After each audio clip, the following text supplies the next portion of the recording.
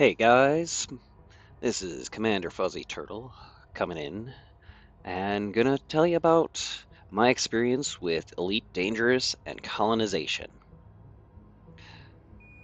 Number one, the whole thing I take from this is it's a pain in the ass. It's a real pain in the ass. A lot of grinding going back and forth, lots and lots of cargo carrying back and forth, but it can be done solo. And that's going all the way up to tier 2 Dodeck uh, space station. But it's a good start. Now, a few things I've learned. To get started, you can do it in a Type 9 Heavy. You'll have about 800 spots for cargo, and it takes forever. Upgrade to a Panther Clipper. It'll open up a world difference. The other thing is, you should either have your own fleet carrier or a squadron to help. Some of these constructions can cost a lot. Let's show you some. We're gonna go and let's just do a starport. Let's just see how much a tier 3 Orbis. We all love the Orbis. And we'll go for Artemis. No, I can't build it yet, but we'll get there. Now, look at these quantities you need. 30,000 titanium, 40,000 aluminum. It gets ridiculous. And yes, it can be done alone, but this is gonna take you. Holy crap, I didn't even realize that was 45k CMM components and 56k of steel. Yeah. I'm not even going to look at that yet. Not until down the road. But even some of the lesser ones, let's just say what I built, Coriolis, I went with a no truss because no trusses I think is best. How many times I've been killed by auto dock and a truss? More than I'd like to say. But definitely doable. 10 to 15k on your stuff. Not that bad. All right. To have my goal was to have a semi-self-sufficient colony system where you could get all the things you need for your next colony, all the steel, all the aluminum, all the titanium, all the CMM components. It takes a little bit, but it is doable. So here's what I've got so far, or what I've learned. Bare minimum, you're going to need a refinery planet. I went with refinery and high tech because I thought that was going to get us the most pieces.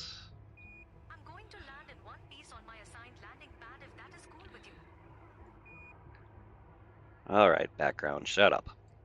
But yeah, it works. But you do need a refinery plant to get at least a decent amount of steel, aluminum, and everything. And on that planet, you have to have a refinery planet because that's the only way you can get things like the CMM components, the, what else? Ceramic composites, and other things. The only thing I haven't figured out is the emergency power cells, but that's for other planetary bodies.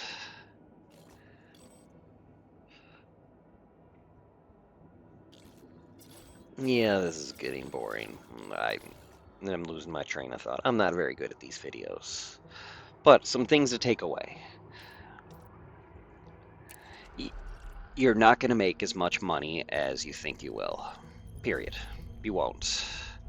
Let's see if I have my my little sheet of things that I've bought. I'm gonna go up to 2. Nope, 2.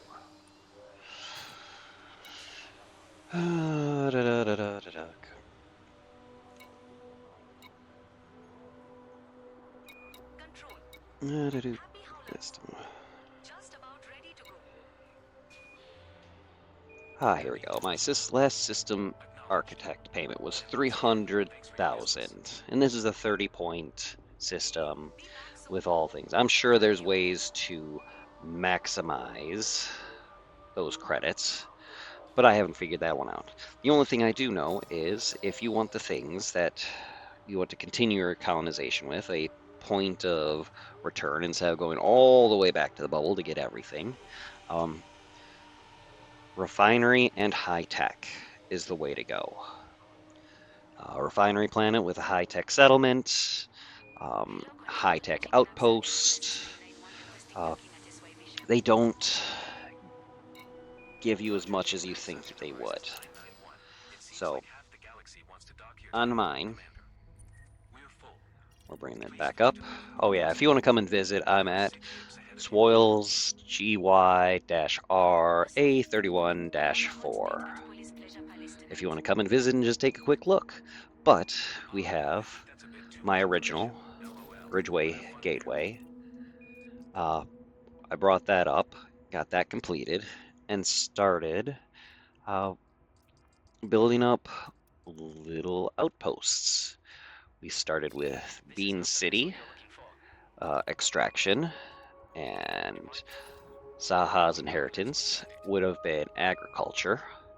And they just add some extra things to you, to your marketplaces. Extraction adds all your raw materials, anything that you'd get from mining. Agriculture, your space farm is going to get you things like your food cartridges, fruits and veggies, leather, animal meat, synthetic meat, so on and so forth. Also needed. Things that don't add very much, like the... Oh, let me find a way.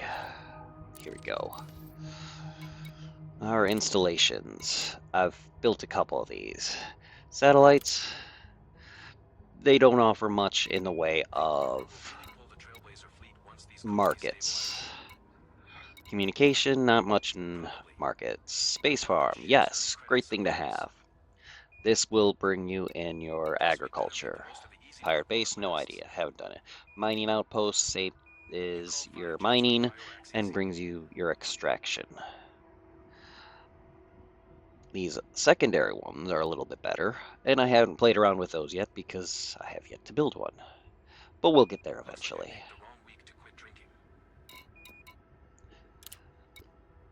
Those are worth it to help build up your colony. Easy way to make points, quick, easy. You can do that in Type 9 Heavy in no time. And also, if you have a fleet carrier, it helps. Outposts. I've built 2. I've built, where is it? Industrial and scientific. The industrial gives you some good things for, let's say, mining or refinery. It gets you some other industrial market. There's someone out there that does a better explanation of all this, but in the end, what I've learned is make yourself a refinery planet, make yourself some high-tech stuff, and you will get the most pieces that you need for your next colony or builds. That's all I have for today. But I will show you my next project.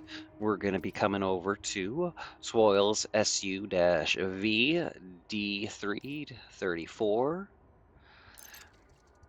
And we're going to go focus on it. And we'll show you. Now this, I was a luck find in my area. Look at this. 28 starport, or starport constructions, and 21 planet sites, and a whole lot of them. So I think this is going to be a good start to build my permanent home, but I will be putting out more stuff as time goes on. I get better. Uh, you can come find me on TikTok over at Fuzzy Turtle, and we'll go from there. You guys have a good one, and I'll talk with you later.